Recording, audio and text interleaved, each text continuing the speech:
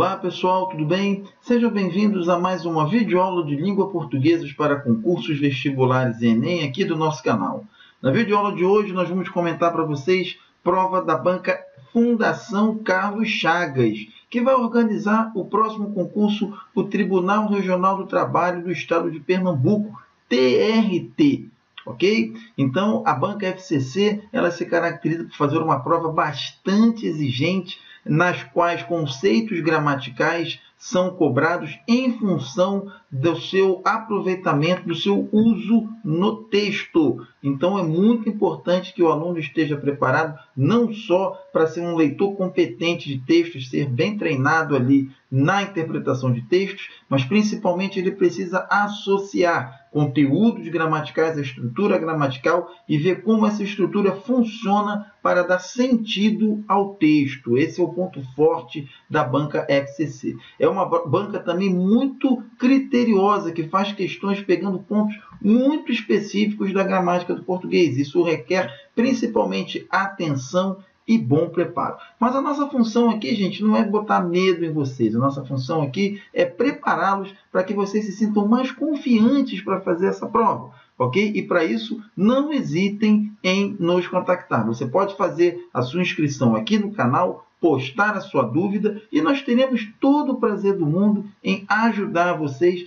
em tirar essas dúvidas e assim fortalecer os seus conhecimentos em língua portuguesa para concursos, ok? Então nós vamos lá começar com mais uma bateria, 10 questões pela frente. A gente espera que esse material de fato seja útil para vocês, ok? Então vamos começar aí, gente, com a questão de número 1, né? Tá aí na telinha para vocês. A questão de número 1 diz o seguinte: todas as formas verbais atendem às normas de concordância e articulam-se em tempos e modos adequados na frase. Então, qual é a jogada aqui, pessoal? Eu tenho que observar não apenas as normas de concordância, ok? Mas também a articulação entre os tempos e modos verbais. A articulação entre tempos e modos verbais é algo que é bem cobrado nos concursos Brasil afora. A FCC ela tem uma predileção por esse tipo de tópico, mas, curiosamente, ele aparece pouco nas gramáticas, né,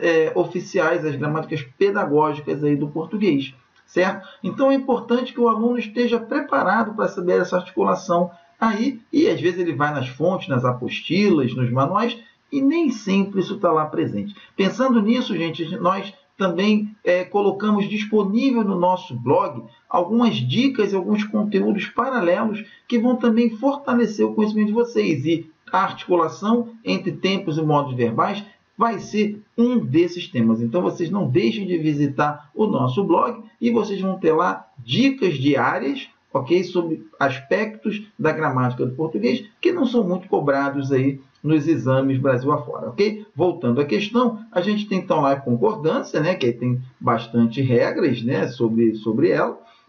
E temos aí também a articulação dos tempos e modos verbais. Então, temos que atender, marcar, né, aquele que se articula corretamente. No item A, nós temos, ao se evitarem as ponderações que devem anteceder qualquer julgamento, abre-se o caminho para o arbítrio e a violência de graves preconceitos. Então, podemos reparar que o verbo aqui no infinitivo está no plural, porque ele concorda com ponderações que está no plural. Ok? Por que ponderações é o sujeito? Porque observe aqui a partícula apassivadora, ok? Transformando essa locução aqui, essa expressão se evitarem, em uma locução passiva, né? Ponderações são evitadas, né?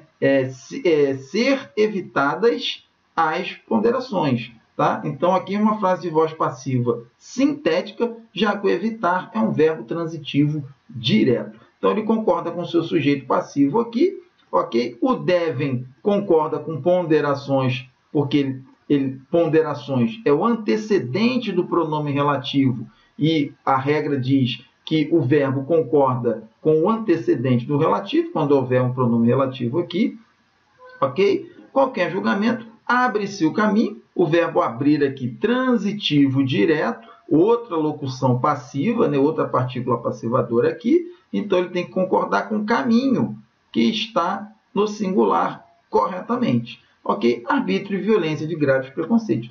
a resposta, gente, na questão número 1, letra A. Ok? No item B, vejam que nós temos. Devem-se aos juízos preconceituosos esse tipo de violência. Ora, o que se deve, né? Qual é o sujeito do dever aqui? Não pode ser juízos preconceituosos, porque está antecedido de preposição e o sujeito não é, o sujeito sintático, né? Não é nunca precedido de preposição. Na verdade, o que se deve aos juízos preconceituosos? O sujeito do verbo dever é esse tipo de violência que está no singular. Se está no singular, o verbo aqui deveria ir ao singular também. Ok? Então, aqui já tem um erro de concordância. Na sequência, nós temos disseminada nas redes sociais que nada mais seriam. Ok? O que nada mais seria? O antecedente do relativo aqui é o tipo de violência. Singular também. Tá? Então, aqui o verbo seria deveria estar no singular também. No item C, as turbas linchadoras nunca ocorreriam que, por conta de sua violência irracional, muitos inocentes terão sido vitimados de forma cruel. Ora, aqui a gente tem um problema já da adequação entre os tempos verbais, na medida em que eu tenho um futuro do pretérito aqui sendo usado com um futuro composto. Essa correlação não é possível. O futuro do pretérito vai exigir um tempo no modo subjuntivo, ok? Então, esse uso aqui, essa articulação está totalmente equivocada, ok? No item D, não parece abalar a pessoa irracional as razões levantadas pelo autor do texto, para que, com a ponderação, refreássemos nossos instintos violentos. Ok? Na verdade, o que não parece abalar a pessoa irracional? As razões levantadas. O sujeito está aqui, está no plural. Ok? Então, esse verbo aqui, parecer, essa locução, deveria ir ao plural também. Não parecem abalar a pessoa irracional as razões levantadas. E no item E, quando se leva em conta as diferenças pessoais, já tem um problema, porque o sujeito do verbo levar aqui é justamente as diferenças pessoais que está no plural. Okay? Então, olhando aqui, né, as demais questões, confirma-se a resposta para o item A, na questão número 1. Prosseguindo, temos aí a questão de número 2. Assinale a alternativa em que houve uma correta transposição da voz ativa para a voz passiva. Ok? Então, nós temos aí no item A, o fogo selvagem, como costuma ocorrer, inflamou as turbas. Inflamou-se as turbas com o fogo selvagem, como costuma ocorrer. Ok? Quando se passa da voz ativa para a voz passiva, pessoal, essa transposição ela tem que ser feita usando-se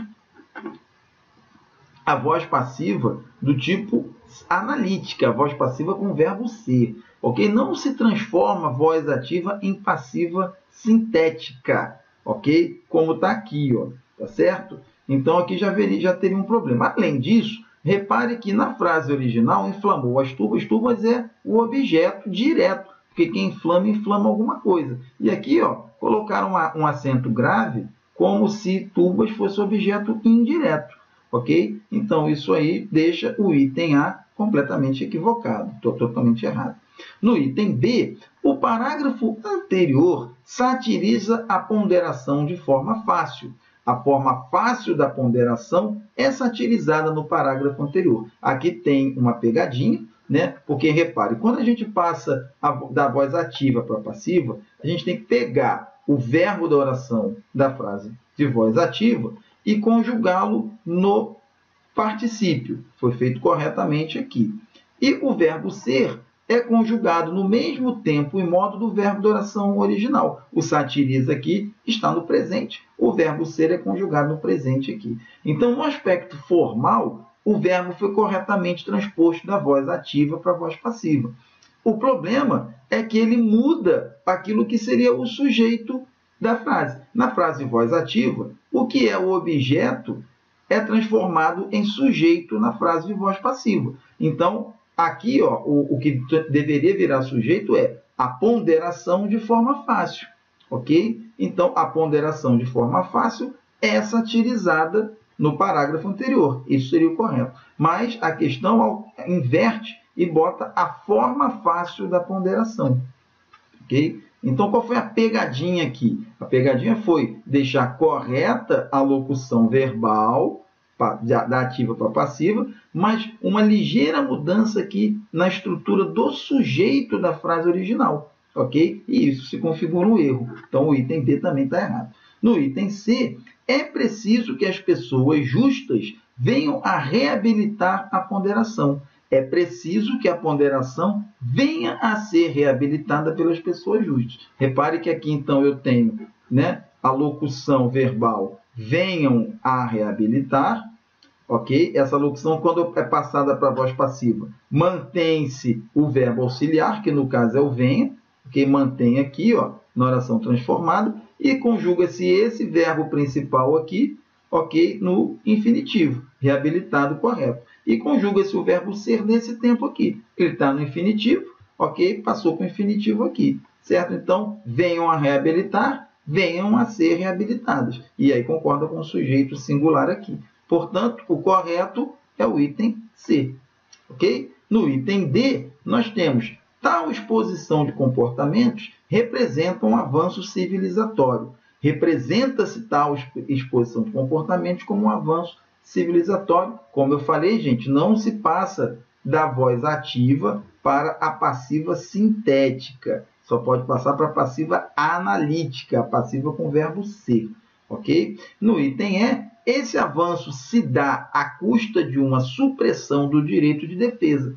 A supressão do direito de defesa é dado, ok? E aí tem um problema de concordância, né? Já que o dado aqui tem que concordar com a supressão, tá? E não foi feito isso, visto que a supressão é feminino e o dado é masculino. Então, resposta da 2, letra C. Na questão de número 3, temos o seguinte: o verbo indicado entre parênteses deverá flexionar-se de modo a concordar com o elemento sublinhado na frase. No item A, temos: em tais estabelecimentos constitui a atração a música ao vivo que impossibilita qualquer conversa. Repare, então, que o constituir, gente, tem que concordar com música. O que se constitui em principal atração em tais estabelecimentos? A música. Esse elemento aqui, ó, a música ao vivo, é o sujeito do constituir, e não estabelecimentos que está sublinhado. No item B, nós temos: a essas extravagâncias ruidosas não compete ao cliente insatisfeito opor-se com energia e indignação. Então, o que não compete ao cliente insatisfeito? Opor-se, né? O sujeito é oracional, começa aqui, ó. Opor-se a essas extravagâncias ruidosas com energia e indignação. Né? Aqui, então, está uma frase na ordem inversa, toda invertida, né? Para atrapalhar o aluno, ok? Então, aqui é uma questão simples, desde que você consiga localizar adequadamente o sujeito da oração, porque a gente sabe que na concordância o verbo tem que concordar com o seu sujeito, ok? Então, o que não compete ao cliente insatisfeito? Opor-se a quê? A essas extravagâncias ruidosas. E como? Com energia e indignação. Então, o sujeito, na verdade, é o opor-se a essas extravagâncias ruidosas, tá? Partido assim, né? E aí isso complica um pouco a vida do aluno. No item C, temos: não se imagina que os clientes mais compenetrados continuem a frequentar tais estabelecimentos. Não se imagina o quê? Que os clientes mais compenetrados continuem a frequentar tais estabelecimentos. É toda a oração e não apenas o clientes aqui, porque existe o sujeito oracional. No item D, temos: o pior é quando se associa aos ruidosos decibéis da música a ação magnética. Ok? Então, o sujeito do verbo associar aqui é a ação magnética. Ok? O sujeito está aqui. Tá? E mais ainda marcado, porque quem associa alguma coisa, verbo transitivo direto, e eu tenho aqui uma partícula passivadora, ó, que vai fazer com que o sujeito seja justamente essa ação magnética aqui. E no item E, temos: parece que o lazer sereno e a sociabilidade nada representam. para os donos. O sujeito não é o pronome indefinido nada, ok? Nada aqui, na verdade, é o objeto, que quem representa algo, ok? E aí, o sujeito representar justamente lazer sereno e sociabilidade, o verbo, então, deveria ir ao plural, ok? Então, a opção correta aqui seria o item D. Como eu disse, gente, isso é uma questão simples, né? Desde que o aluno seja capaz de identificar corretamente o sujeito do verbo, ok? Para complicar a vida do candidato, o que as bancas fazem? Ou invertem a ordem, né, de alguns termos, como aqui no item B, ou fazem com que o aluno confunda o sujeito com algo que está próximo, como aqui no item A, por exemplo, ou com o nada aqui no item E, por exemplo. Ok? Então, muita atenção nisso. Isso é uma questão de análise sintática, ok? Porque você deve encontrar o sujeito ao mesmo tempo que se estuda a concordância.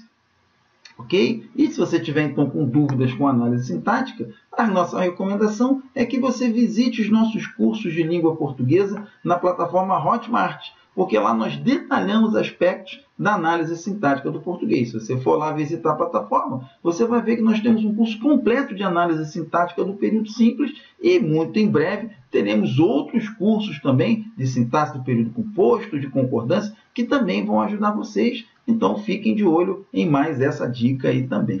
Na questão de número 4, temos o seguinte: ambos os elementos sublinhados constituem exemplos de uma mesma função sintática na frase. Olha aí, pessoal, outra questão de análise sintática, hein? Vamos marcar bem que a FCC tem aí cobrado bastante análise sintática. Então, é tópico importante para o estudo de vocês, certo? Caso tenham dúvidas sobre esse ponto, não deixem de postar aqui na plataforma para a gente tirar essa dúvida. Caso queiram estudar um pouco mais, entrem na plataforma Hotmart, vejam lá os nossos cursos sobre o assunto. Se você quiser propor, inclusive, um tema para um curso, não deixe de dar sua sugestão aqui, que teremos prazer em montá-lo para você. Ok? Então, vamos lá, sem mais delongas, para a questão em si, ok?